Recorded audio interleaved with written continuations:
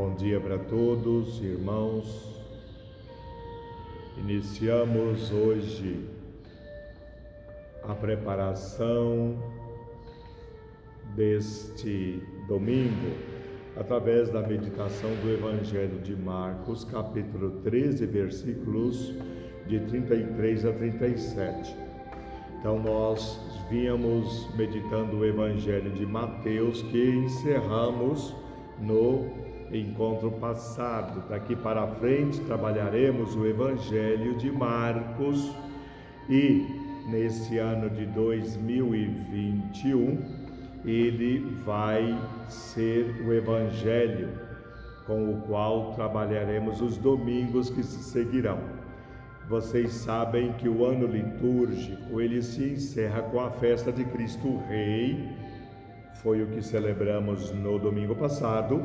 E agora, no próximo domingo, teremos o Advento, que é um tempo reservado para a preparação do Natal, do nascimento do Senhor ou a encarnação do Verbo. Então, eu gostaria de, antes da meditação do Evangelho de hoje, falar um pouquinho para vocês sobre o Advento, para a gente ter a compreensão exata, porque assim entenderemos a meditação do Evangelho e porque ele foi colocado justamente aí neste tempo de preparação para o Natal, que chamamos Advento, a vinda do Senhor. Então iniciemos com nossa oração, invocando o Espírito Santo, em nome do Pai, do Filho e do Espírito Santo. Amém. Bendito sois, Senhor nosso Deus, porque entrais na nossa existência através do Verbo encarnado, que quer nascer na nossa realidade, em nossa vida, em nossa história, e que é manifestado hoje a nós através do Espírito Santo. Ele que faz recordar, interpretar e viver tudo o que nos disse, o que nos fez, o que nos ensinou o vosso Filho e nosso Senhor. Que durante esse tempo de preparação para o Natal, nosso coração possa estar aberto e disponível como o da Virgem Maria para recebê-lo e para torná-lo presente no mundo de hoje. Ajudai-nos, ó Pai, na compreensão da Tua Palavra e nos ensinamentos da Tua Igreja, vos pedimos por Cristo Jesus, vosso Filho e nosso Senhor. Amém. Pois bem, irmãos, antes de proclamar o Evangelho, vamos dar uma fala breve sobre o Advento. Para falar do Advento, é necessário falar como esse tempo que eu já disse, que nos prepara o Natal. Mas o Natal está inserido nesse processo da Páscoa de Jesus. Jesus, antes de ser nosso Redentor Salvador, o Verbo teve que se encarnar. E era um tempo de espera, porque todos aguardavam a vinda dos Messias, a vinda do Salvador. Nesse tempo da espera, que até hoje o povo de Israel aguarda, nós cristãos o recebemos na pessoa de Jesus Cristo. Então, Natal e Páscoa são duas realidades que estão entrelaçadas.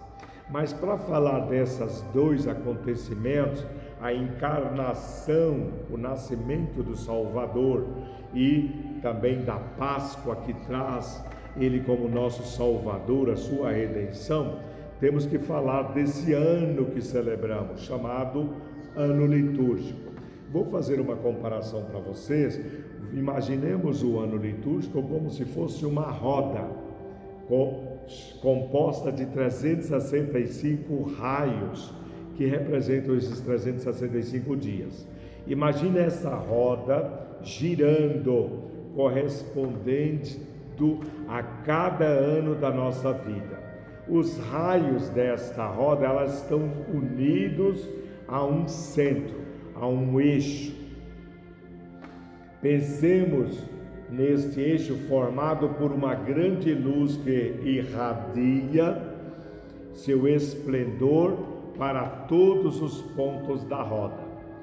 Este eixo, irmãos, é Cristo, que ilumina todos os dias do ano com sua mensagem, com sua palavra e com sua vida.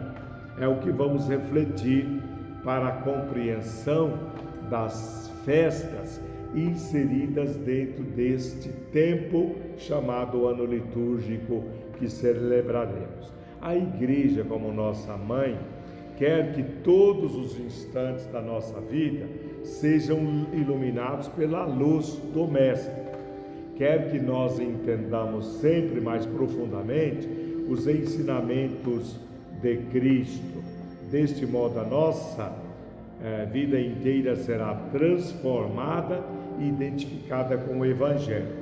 Então, para a gente compreender bem tudo isso que eu estou falando, a igreja, ela dividiu em partes denominadas tempos litúrgicos, cada um desses momentos que existe em função de uma festa.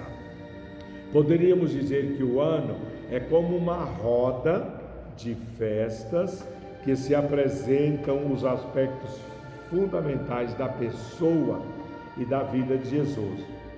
Bom, para nossa compreensão, desde o primeiro século, os cristãos não celebravam as festas como nós celebramos hoje, mas havia uma festa principal, era a festa da Páscoa. E eles celebravam essa festa durante as semanas e uma vez por ano. É a festa da Páscoa, porque estava muito marcada a vida, a paixão e a ressurreição de Jesus, e que eles faziam essa celebração semanalmente no domingo. O domingo para os romanos era chamado Dia do Sol, e correspondentemente ao Dia do Sol se celebrava no primeiro dia de semana essa entrada de Jesus no mundo através da sua paixão, morte e ressurreição, que nós chamamos sua vida pascal.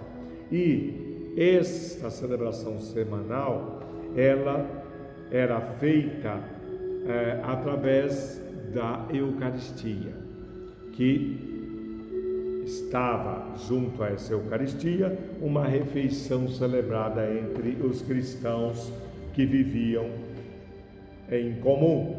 Então, eles celebravam aquele momento eucarístico, seguido desta Santa Ceia, e depois eles se despediam, voltavam para suas casas para se encontrarem novamente no domingo, no dia do Senhor.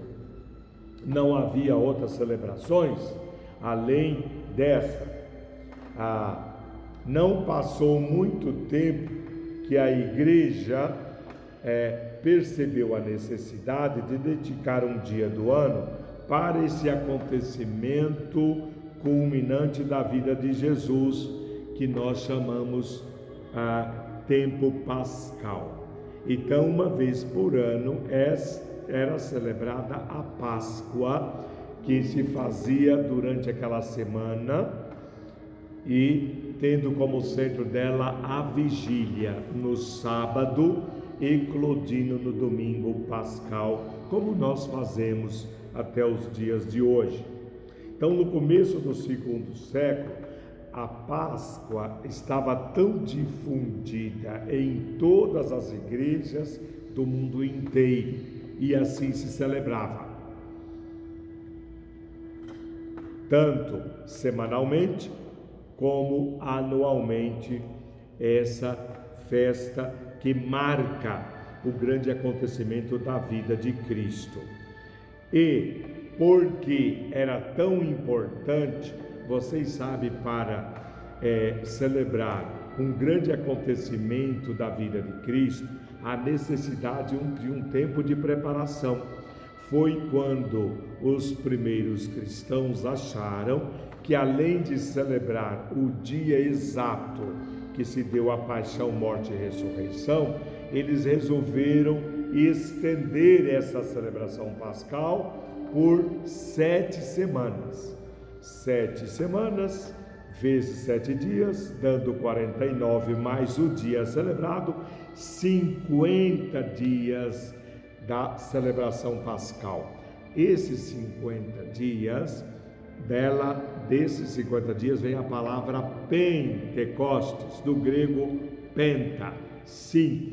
Pois então, essa festa pascal, por ter o seu esplendor, sua importância e significação, ela foi comemorada ao longo de 50 dias, culminando na festa de Pentecostes, que é o cume da Páscoa, se dando com a vinda do Espírito Santo sobre a igreja nascente e sobre o envio destes apóstolos ao mundo para anunciarem a boa nova.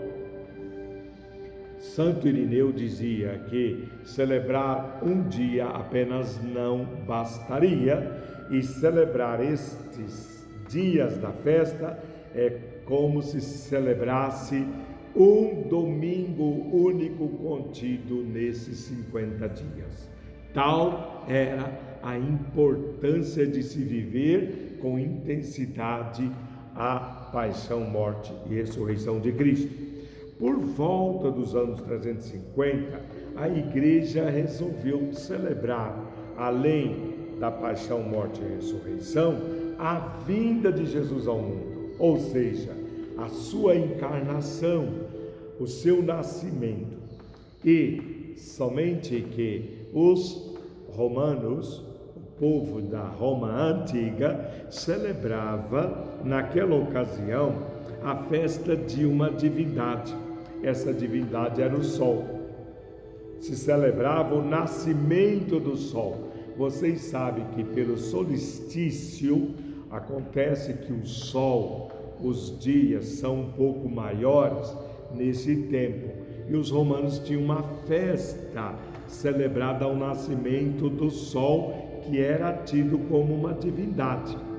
E justamente no dia 25 de dezembro, quando o sol incidia e os dias eram mais longos, era celebrada essa festa do nascimento do sol como divindade. E os cristãos, querendo substituir essa festa do nascimento do Deus Sol para o nascimento do Cristo como sol nascente, colocou o nascimento do Senhor no dia 25 de dezembro, no lugar da festa da divindade do nascimento do sol, que era comemorado ali seu nascimento. Pois então, irmãos, dia 25 de dezembro torna-se então uma festa para o nosso calendário cristão, embora que seja oriunda do calendário pagão. Sobre o dia do nascimento histórico de Jesus, não sabemos nada, porque não havia naquela época um registro civil dos nascimentos. Eles não se importavam com isso. Mas, em consequência da festa do dia 25 de dezembro, que era essa festa do calendário romano, passa para nós como a festa do nascimento do Salvador, que veio a este mundo como luz nas trevas para trazer presente para a humanidade o reino de Deus e a sua salvação e libertação. E assim vamos vendo, através dessa breve explicação, que a Páscoa vai delineando esse espaço do ano litúrgico. É verdade que para nós o ano civil começa no dia 1º de janeiro, mas o ano litúrgico que celebramos começa na realidade no momento em que Jesus vem ao mundo, já que foi estabelecido como dia 25 de dezembro, Então, o tempo que prepara o Natal, a encarnação do Verbo, nós colocamos esse tempo como advento, que são as 4 semanas que precedem o dia 25 de dezembro. E fazemos isso como se fosse um tempo de preparação, uma vigília durante essas 4 domingos ou 4 noites, já que as Eucaristias eram celebradas da noite do sábado para o domingo, em vez de ser celebrado no domingo nos primeiros séculos da era cristã. Então a vigília a vigília não era um paliativo, irmãos, não era um momento apenas a vigília não era um momento apenas para a gente estar em oração, mas para celebrarmos um grande acontecimento da nossa vida. No ano 600 depois de Cristo, os cristãos julgaram que uma festa tão importante como esta da encarnação do Verbo teria que ser fortemente celebrada em vários domingos, e por isso que antecipou-se para novembro com os domingos do Advento. Então a palavra de Deus nos acompanhará durante esses 4 domingos do Advento, em que estaremos preparando o Cristo que veio, o Cristo que vem no presente e o Cristo que virá no futuro, na sua segunda vinda.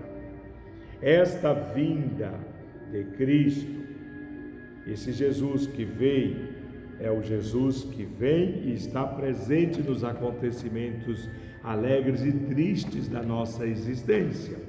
Vem e está presente em tudo o que acontece no mundo e na igreja. Vem e está presente naqueles que defendem ideias novas, que anunciam uma palavra de amor, de paz, de reconciliação, naqueles que se esforçam para construir este mundo novo. Então nós agora vamos proclamar o Evangelho do primeiro domingo do Advento para podermos iniciar a meditação deste Evangelho. O Senhor esteja convosco, Ele está no meio de nós. Proclamação do Evangelho de Jesus Cristo, segundo Marcos.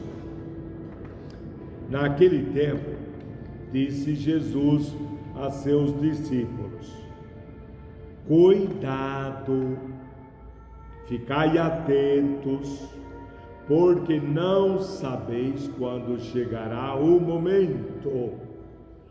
É como um homem que, ao partir para o estrangeiro, deixou sua casa sob a responsabilidade de seus empregados, distribuindo a cada um sua tarefa. E mandou o porteiro ficar vigiando.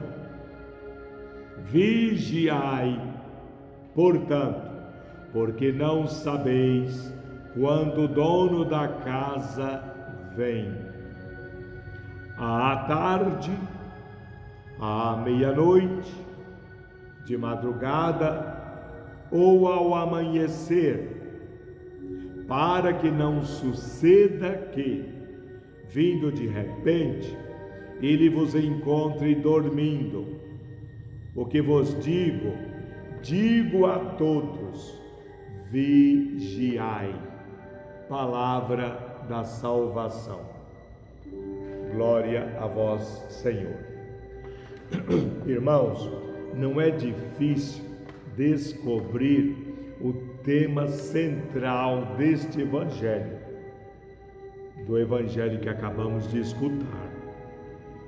É suficiente observar qual é a palavra que aparece mais vezes.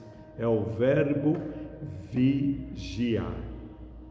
que em 5 versículos é repetido com uma insistência quase excessiva. Ficai sobre aviso, vigiai, diz o versículo 33.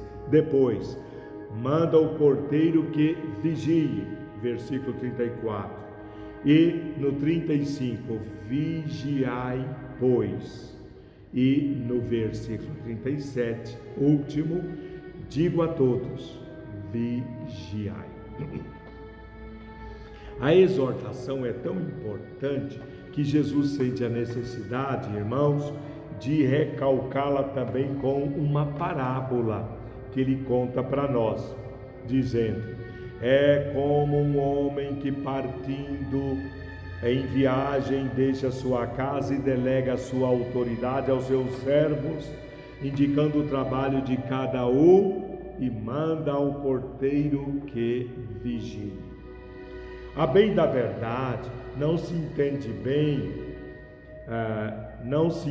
bem de que modo essa parábola combine com aquilo que se diz a seguir: vigiai, pois visto que não sabeis quando o Senhor da casa voltará. Antes, o convite para vigiar era dirigido somente ao porteiro. Agora está sendo dirigido a todos. Como explicar essa pequena incongruência? Provavelmente Jesus dirigiu a parábola somente a seus discípulos para lhes lembrar a obrigação de guardar e fazer frutificar os tesouros que por ele deixados antes de voltar para o Pai.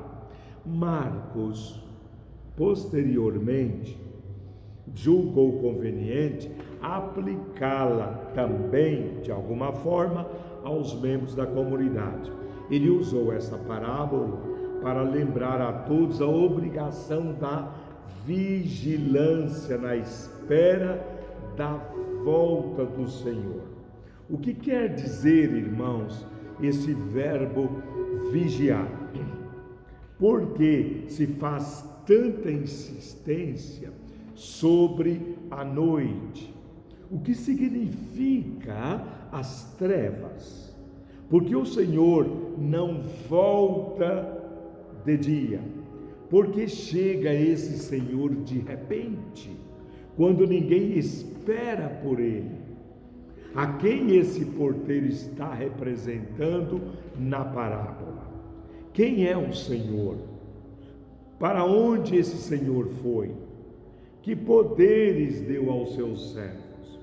Então, gostaria de iniciar a explicação de todas essas indagações, esclarecendo o sentido da noite para vocês. Naquele tempo de Jesus, os rabinos ensinavam que Deus, ele interviria ou interveio na história do mundo durante 4 grandes noites. Havia um poema que retratava essas 4 grandes noites. Vou falar sobre cada uma delas. Comecemos com a primeira chamada grande noite. Foi, gente, a noite da criação. Se deu no momento da criação do mundo, quando ainda não existia nem sol, nem lua, nem estrelas. Portanto, era a noite quando Deus criou o mundo, tudo era um caos, tudo era trevas, não havia luz, não havia terra, não havia o céu, tudo estava desorganizado, desordenado. Chamamos a isso de caos. Aí Deus organiza, através da sua palavra criadora, esse mundo nesta noite. Por isso que ele disse, como primeira criação: faça-se a luz, e a luz se fez. Não havia sol nem lua, entendam isso. Faça-se a luz trará no meio deste caos, dessas trevas, a obra criada. Depois vem uma segunda noite, quando Deus se revela a Abraão, que é o pai da fé. Lembra quando Deus faz um pacto, um juramento com Abraão, colocando ele na sua frente animais repartidos, e os dois deveriam, Deus e Abraão, passar por meio daqueles animais repartidos, fazendo ali uma aliança, um juramento. Só que Abraão dorme e Deus passa com uma tocha de fogo, selando essa aliança, esse pacto.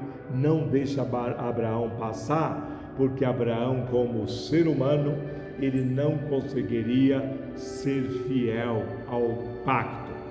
Deus foi fiel por ele e por nós. Por isso que, com a infidelidade do homem, Jesus foi sacrificado como esses animais repartidos para restabelecer a aliança entre Deus e a humanidade. Essa foi a segunda noite, chamada a noite da fé. A primeira, a da criação. A segunda, a noite da fé, que foi esse pacto estabelecido com Abraão e Deus. A terceira noite, gente, é a chamada mãe de todas as noites. Foi aquela em que Deus interviu durante a noite para libertar o seu povo da escravidão do faraó. Noite de vigília, que estava Israel esperando o anjo do Senhor que exterminaria os primogênitos da casa do Egito e pouparia os primogênitos da casa de Israel. Foi o momento da fuga, quando eles partiram para o deserto em fuga, sendo libertados por Deus. E a quarta noite é a futura, aquela na qual Deus intervirá para romper todos os grilhões da escravidão, para acabar com toda sorte de escravidão e para criar esse mundo novo, para dar início ao seu reino. Esta noite está por vir, é preciso aguardá-la. É verdade, Jesus nasceu na noite, enquanto os pastores estavam em vigília no campo. É a encarnação do Verbo. Ele veio para trazer presente o reino, mas ele voltará para consumar e tornar plena a sua obra neste mundo. Sobre a noite ainda, quero falar algumas coisas mais para vocês. Vamos meditar o advento como esse tempo de vigília, aprendendo a viver na noite. Irmãos, vamos pensar um pouco sobre essa leitura que fala: vigiai, estai em vigília. A passagem deu importância, como vemos no Evangelho de hoje, a essa espera noturna. Isto pode estar associado aos primeiros cristãos que que se reuniram, se encontraram para celebrar a Páscoa, a Eucaristia, na vigília, da noite do sábado para o domingo. Recordemos que a assembleia dominical na igreja primitiva, como eu já disse a vocês, era feito durante a noite inteira, terminada a Eucaristia com uma grande ceia. Faziam-na enquanto esperavam o amanhecer do primeiro dia da semana, o dia do Senhor, o domingo. Eles faziam assim a passagem da noite para o dia, da escravidão para a libertação, da passagem da morte para a vida, como aconteceu com a ressurreição de Cristo. Assim era celebrada o domingo, no sábado à noite, até a aurora domingo, a Eucaristia, a Páscoa do Senhor, semanalmente e anualmente. Os cristãos, enquanto aguardavam a vinda de Jesus, o Senhor ressuscitado, viviam nesta espera com maior intensidade, estavam sempre num tempo que chamamos o tempo do advento. Mas a vigília tem um grande valor espiritual. A vigília não é um paliativo para esquecer os medos, as preocupações de cada dia. Pelo contrário, a noite representa o momento da crise causada pela solidão que reaviva os temores e as angústias. Gente, a vigília tem diferentes aspectos e significados. Há quem vigia porque não consegue encontrar o equilíbrio e a serenidade do sono. Há quem vigie porque é uma tarefa urgente para o dia seguinte e não tem mais tempo. Há quem também está à noite acordado porque está em festa até a madrugada. Há outros, como os pais que esperam os filhos que saíram para a balada chegarem em casa, ou alguém que espera o cônjuge retornar do trabalho ou de alguma atividade. Há pessoas que assistem à espera da morte, um enfermo que encontra moribundo. Há quem vigie porque está enfermo, há aqueles que estão trabalhando ao longo da noite para os que estão em casa. Então, de acordo com isso, essa vigília, essa vigilância, ela é mais intensa à noite, justamente quando os significados e valores da vida se tornam mais obscuros. Esperar a vinda do Senhor sem aguardar passivamente pela solução de problemas pessoais, familiares ou sociais, como uma mudança espetacular que vem de repente. Uma espera milagrosa somente causa mais decepções e desilusões. Gente, temos que esperar pelo Senhor de forma diferente. Nós não esperamos milagres. O que o discípulo espera é contar com a fidelidade de Deus que se manifesta nos sinais da história e em cada encontro cotidiano, onde é chamado a assumir a responsabilidade. Assim, vemos São Basílio, um dos padres da igreja primitiva, dizer o que é apropriado para o cristão: vigiar a cada dia e a cada hora para estar pronto para cumprir perfeitamente o que é agradável a Deus, sabendo que a hora em que menos pensemos, o Senhor vem. Assim dizia São Basílio. Os cristãos, desde os primeiros tempos da igreja, escolheram a noite para celebrar as suas festas mais importantes, como nós temos o Natal com a Missa do Galo, ou temos a Páscoa com o Sábado Santo. A grande liturgia do batismo, naquela época, na Igreja das Origens, se dava na noite da Páscoa.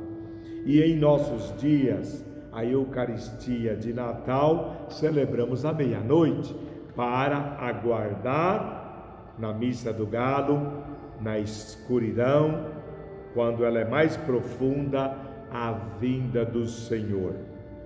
Não é para criar uma emoção mais intensa, não. Porque nos colocamos em vigília, irmãos? Durante a noite tudo está em silêncio, tudo está envolto no mistério, tudo está calmo. Durante a noite movimenta-se o ladrão, aquele que quer praticar o mal. aquele que prefere a escuridão porque não quer que as suas obras sejam descobertas. A verdadeira vida recomeça pela manhã. Eis porque alguém vigia, porque espera a luz. No Evangelho desse dia, a noite é o símbolo do tempo inteiro da nossa vida. O cristão nunca deve cochilar. Não pode comportar-se como os outros homens que se abandonam à dissolução, à embriaguez, às aventuras, que praticam a corrupção, a vingança, a violência e os adultérios. Estar vigilante, porque espera por um mundo novo. É essa quarta noite que acontecerá. E quando percebe que até as pálpebras começam a se tornar pesadas por causa do sono, e o cristão começa a lembrar das palavras de Paulo: ânimo, a noite vai adiantada e a luz vem chegando.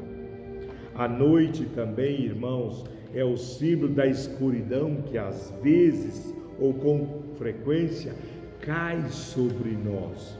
Todos nós conhecemos momentos luminosos da nossa vida, quando jovens desfrutamos de ótima saúde, quando nos sentimos fortes, bonitos, simpáticos, quando temos uma profissão garantida e bem remunerada, quando nos sentimos estimados e todos nos procuram.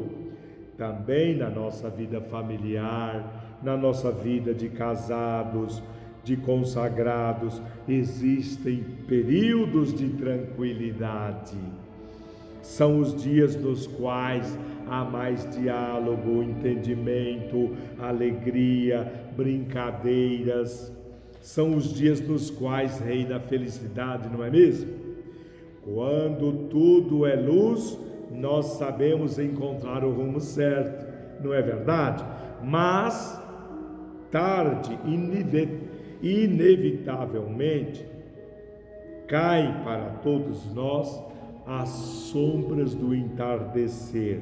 Vem chegando as noites da desventura, do infortúnio, da doença, da dor, da incompreensão, da velhice, da solidão. Ficamos então desnorteados.